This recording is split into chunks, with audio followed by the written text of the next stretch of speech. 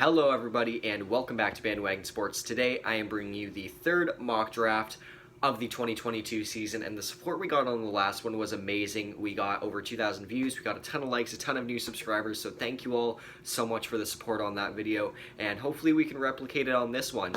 But if you're new here and you like this video and you like this kind of content, just talking about the NHL draft, I have prospect reports on 4 prospects right now. I plan to make more pretty soon, but if you enjoy this content, please do consider subscribing. I hate asking for subscriptions, but if you like the videos and you want to see more, just please do subscribe. It does support the channel.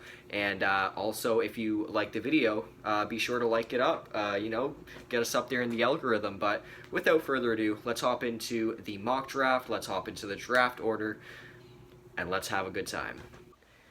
So I simulated the draft order on Tankathon. I will probably put it up here for you fine people so that you don't have to listen to me and remember this draft order. Number 1 is Arizona. Number 2 is Columbus. Number 3 is Montreal. Number 4 is Seattle. Number 5, Ottawa. Number 6, Buffalo. Number 7, New Jersey. Number 8, Philadelphia. Number 9, Columbus again. Number 10, the New York Islanders. Number 11, Detroit. Number 12, Vancouver. Number 13, San Jose. Number 14, Winnipeg. And number 15, Dallas. So without further ado, let's hop into the first overall pick, hosted by the Arizona Coyotes. So with the first overall pick in the NHL draft, the Arizona Coyotes select Shane Wright out of Kingston from the OHL, and Shane Wright is the consensus number 1 overall pick this year. Whether he will finish number 1 for me in my rankings by the end of the season is still yet to be determined. I like at least 2 or 3 other players that can easily challenge for that number 1 overall spot, but right now it is Shane Wright, and who knows how much longer it'll be for. So far in 31 games played in the OHL, Shane Wright has 15 goals, 28 assists for 43 points. He also has a +7 and 12 penalty minutes. And overall, Shane Wright is the kind of guy who's going to do it all for you. Whether he reaches his franchise potential or not is unknown to me. But even if he doesn't, this is still a very safe pick. I believe Shane Wright will turn into a great middle 6 forward. Nonetheless, with just all the tools and skills he has at his utility already, I mean, he's a great two-way center. He can do it all for you. He can shoot, pass, skate, play defense. I mean, he's a 5-tool player, if we're being honest. And like I said, if he doesn't turn out to be that franchise player, at the very least, he's going to be a second or third line, center for you. He might get on the power play, might get some penalty kill minutes. Overall, Shane Wright's a really great pick. And the really only issue I have with Shane Wright is, I expected a bit more offense out of him this year, especially since he had 39 goals when he was 16 years old. I definitely expected him to be ripping up the OHL, and that just hasn't happened yet. So Shane Wright is number 1, but it is a very, very thin line between him and a couple other guys for me. And now here at number 2, the Columbus Blue Jackets select Slovakian defenseman Simon Nemec. And personally, I am one of the biggest fans of Simon Nemec you will find. I love this guy. And at number 2 here, I believe Columbus kind of needs a defenseman. They just got rid of Seth Jones. They got Adam Boqvist back in that trade, yes, but I see him kind of maxing out as a number 3, maybe a number 2 defenseman.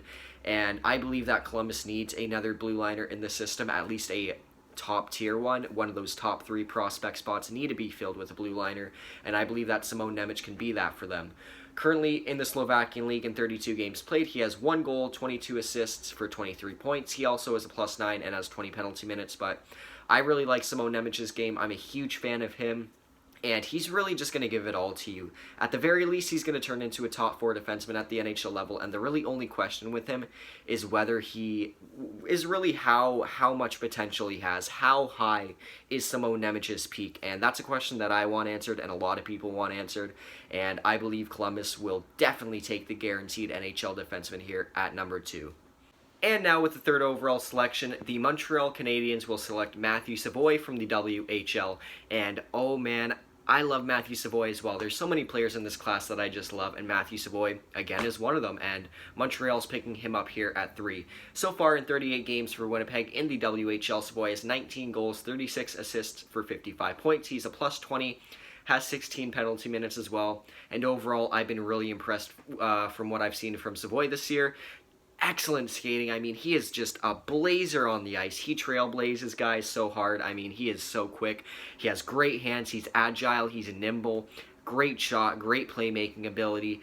Super, super smart player on the ice as well. Savoy is going to give you the overall package on offense. And yes, his defensive game may be lacking. Yes, his size may not be quite there, but Savoy is going to give you everything he has on the ice, and he's showing it so far this year, and Montreal's going to take that at 3. And here at number 4, the Seattle Kraken are taking Finnish winger Joachim Kimmel, and this might be my favorite player in the class. In 23 games played this year, he has 12 goals, 6 assists for 18 points, -3, 2 penalty minutes, and Joachim Kimmel might be the best underage Finnish player in history. I mean, up until his injury about 16 games into the year, he was on fire. He had 18 points in those 16 games. He's gone scoreless since then, since returning to injury, and he just hasn't quite looked like the same player. But before that, he was great. A definite 40-goal potential guy. I mean, Kemell has a great shot. He has good creative tools overall. He has a great passing game. He's an overall offensive dynamo, and he's not going to give you bad size as well. He has pretty decent size, and yeah, Kemmell's just an overall great player. I really like the offensive game that he shows, though, especially. And to pair beside a guy like Matthew Beniers in the future, I think Seattle's definitely going to want an elite goal-scoring winger, and Joachim Kimmel can be that for them. And now here at number 5, the Ottawa Senators are selecting Czech defenseman David Jiricek. Now, this might be a bit early for a team to reach on Jiricek, especially one like the Ottawa Senators where they already have so much great prospects, even though maybe that might be a bigger reason for them to reach on a guy like Jiricek. But personally, I think that Jiricek has a lot of potential, and similar to Nemec, he's a guy who's going to break into the NHL one way or another. He's going to be a good defenseman. It's really just how high is that potential, and really with Jiricek, the thing is how good can his defensive game get, and how much better can he consistently produce offense. Jiricek is very offensively gifted. He's very raw, but he is very talented, and especially the one-timer and the slap shot, it is pinpoint accurate. It is so deadly, his one-timer and his slap shot. And really, that is the biggest and best part of his game, that big booming slap shot from the point. You love to find a defenseman with skills like that. And overall, Jiricek has a lot of question marks, but I feel like Ottawa definitely needs a right-handed shot defenseman to maybe play that first or second pairing, and Jiricek can definitely be that. Whether he's going to be a great defenseman, I don't know, but he definitely has the raw tools to become one. And here at number 6, the Buffalo Sabres select the USNDP center, Logan Cooley. And personally, I think Logan Cooley is the best player in the USNDP this year. In 38 games played, he has 20 goals, 29 assists for 49 points. He's a plus 26, also has 20 penalty minutes. And really, I just love Logan Cooley. I recently made a prospect report on him. I'll put my prospect profile playlist down in the description if you guys are interested in that at all. But anyways, back to Logan Cooley. Overall, a really great player, and Logan Cooley's going to give you a just overall 200-foot game. He is undersized, sitting at 5'9", but he is going to give you a surprising defensive effort. He is good defensively, he's good in the faceoff dot, and he's good in the offensive zone. Logan Cooley is a complete two-way center. Even if he's undersized, he's still going to give you that two-way effort, and he has great offensive tools to go along with that two-way game. And I just think that the mix of undersized, speedy offensive center mixed with a great defensive game as well, I just think it's way too good to pass up on here for Buffalo, who just lost out on Jack Eichel. So that's the pick here at 6. And here at number 7, the New Jersey Devils are going to select Russian winger Ivan Miroshnichenko, and I'm a pretty big fan of this guy. In 31 games this year in the VHL, he has 10 goals, 6 assists for 16 points, a -9 and 6 penalty minutes as well. But really, Ivan Miroshnichenko is a tricky one for me. I want to rank him a lot lower, but because of the ceiling I see and the potential I see in Miroshnichenko, I want to rank him a lot higher as well. And I think here at 7, New Jersey, with already having a great prospect pool, is going to probably try to add a guy like Miroshnichenko, one of those high upside guys who definitely needs a few years to grow and develop, but once he reaches his peak, if he reaches his peak, it'll definitely look like a great pick, and that's the kind of player Miroshnichenko can be. Just a great sniper. He has great vision, a great shot, high hockey IQ, decent skating. I mean, Miroshnichenko is just a really good, probably top 6 sniper. I see 40-goal potential in him, and overall, I just think one day he's going to be a decent player, and New Jersey will probably find the upside in Miroshnichenko here and take him at 7. And here at pick number 8, the Philadelphia Flyers select Russian winger, another one. I know, another Russian winger, right? Danilo Urov. And some people prefer Urov over Miroshnichenko. Really, I have them pretty closely knit, usually in my mock drafts and my draft rankings. But this year in 21 games in the KHL, Urov has 0 points. He has 2 penalty minutes. He is even on the season, but don't really worry about the KHL stats too much. He usually only plays 2 or 3 minutes a night, which is kind of screwed up if you think about it. It's weird how they do hockey over there in Russia. I'm not one to judge, though, so let's just move on with Urov. Urov has a lot of great offensive tools, and I think a team like Philadelphia with a lot of aging wingers like Atkinson, just trading away Voracek, and overall not having a lot of great depth at that wing position, I think that Urov is going to be a really great player. I know you got guys like Joel Farabee and Morgan Frost kind of coming up through that system, but I really do think that they need to add a big number 1 potential winger, and Urov can even play that center spot too if you need him to. Overall, I think that Philadelphia is going to look at a guy like Urov and just realize the offensive potential, the defensive potential, and overall just go for a high potential prospect here, and Urov is going to be that guy for them. And here at number 9, the Columbus Blue Jackets, with their second pick in the top 10, are going to select Finnish winger Brad Lambert. And Brad Lambert has been the biggest follower for me this year, and it is not for no reason. In 24 games played this year, he only has 2 goals, 4 assists for 6 points. He's not playing well defensively, currently sitting at a -10, and he's also taking a lot of penalties, sitting at 31 penalty minutes. And I know plus-minus doesn't tell the whole story, but watching his clips and everything too, he is not good defensively. That is a big part of his game he needs to work on. And also the other big one is the offensive consistency. Brad Lambert has shown flashes this year of really good play in the Liga, and especially at the U20s this year, where in 2 games he had 5 points. Brad Lambert looked amazing in the U20s, and honestly, he just hasn't generated that success to the Liga. He's a guy with a lot of great offensive tools. He has great hands, great IQ. I mean, a pretty good shot, really great elite passing game also, and it's just really unfortunate to see Brad Lambert fall this far. Hopefully he can step it up, but I think Columbus will have no problem taking a guy with his skill at number 9. And here at number 11, the New York Islanders will be selecting Slovakian winger Uri Slokov, and this is a really good fit in my opinion. 21 games played this year in the Liga, 1 goal, 3 assists for 4 points. He sits even in the plus-minus department. He has 31 penalty minutes, and I think that Uri Slokov is a really good fit for the Islanders system. 6'4", big frame, a lot of offensive potential, but also with that big frame, he's not afraid to use it either. He goes in, he goes for some dirty blows, he plays the corners well. I really like what I see out of Slokov, and I think he will be available here at 10 for the Islanders to snag up if they end up getting this selection. They have been really good recently. They might rise up the board a bit more, but even then, I think he should still be available, at least in my rankings. But yeah, Slokov is a guy who's going to give you just a lot of great two-way play. He is very raw. He needs a lot of development, probably 4 or 5 years, but I think the Islanders probably going to a rebuild. Definitely have that time. Hopefully in the next 4 or 5 years they can be back in a playoff spot. But right now, a guy like Slokov, with his potential, his frame, just the overall style fit to Barry Trotz's system, I think it's again just too good to pass up on. And here at number 11, the Detroit Red Wings are selecting Denton Matechuck out of the WHL from the Moose Jaw Warriors system, and this year in 40 games played, he has 8 goals, 30 assists for 38 points. He has a +12, 11 penalty minutes, and I really like Denton Matechuck. He is one of my favorite defensemen in this draft class. I did a prospect profile on him as well if you want to check that out. Link in the description for the playlist. But yeah, I mean, when I look at a guy like Denton Matechuck, I see a lot of offensive potential. He kind of reminds me of a guy like Tyson Barrie sitting at only 5'11", one of those guys that can definitely pot 60 points a year, power play quarterback kind of guys, top 4. I mean, Denton Matechuck is really interesting. He has a great explosive offensive game, super shifty player, really fast player. He is a play driver from the back end. He can take it 200 feet.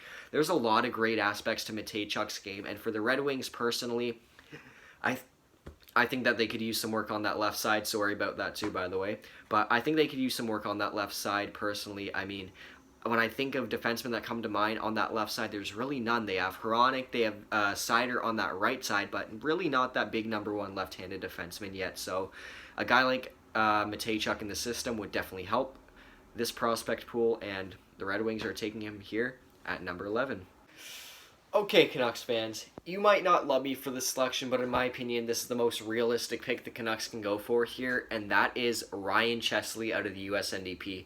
Now, Ryan Chesley is a very interesting player. Like Simon Nemec, like David Jiricek, he is going to crack an NHL roster one day, most likely on a bottom pairing role. I think that's probably where his potential lies, a fifth defenseman at most, with some very slight offensive talent, but Ryan Chesley's defensive game is one of the best in the draft. Currently, in 46 games played, he has 2 goals, 10 assists for 12 points. He's a plus 21, and he has a butt-ton of penalty minutes. Too much for me to even count up right now between the USHL and the USDP, but Ryan Chesley is going to give you a really great defensive game. I mean, he's big, he knows what he's doing in his own end. It's just the offensive bit that he struggles with, and overall, looking at Vancouver, I think that they definitely need a little bit more defense. I know the offensive is struggling this year, but under Bruce Boudreau, it has definitely been better. The Canucks in general have just been better, but I definitely think they could add a depth defenseman here, just get an elite defender in the lineup in terms of the defensive game, and Ryan Chesley can probably be that for them. Now here at number 13, the San Jose Sharks will select Isaac Howard out of the USNDP, and I really like Isaac Howard as well. This is one of my favorite prospects going into the season, and he hasn't quite lived up to the offensive potential I thought he had, but nonetheless, in 48 games played this year in the USNDP, he has 20 goals, 35 assists for 55 points, plus 14, 36 penalty minutes. His stats are still looking pretty good, and when I watch a guy like Isaac Howard, I definitely see a lot of offensive potential in his game.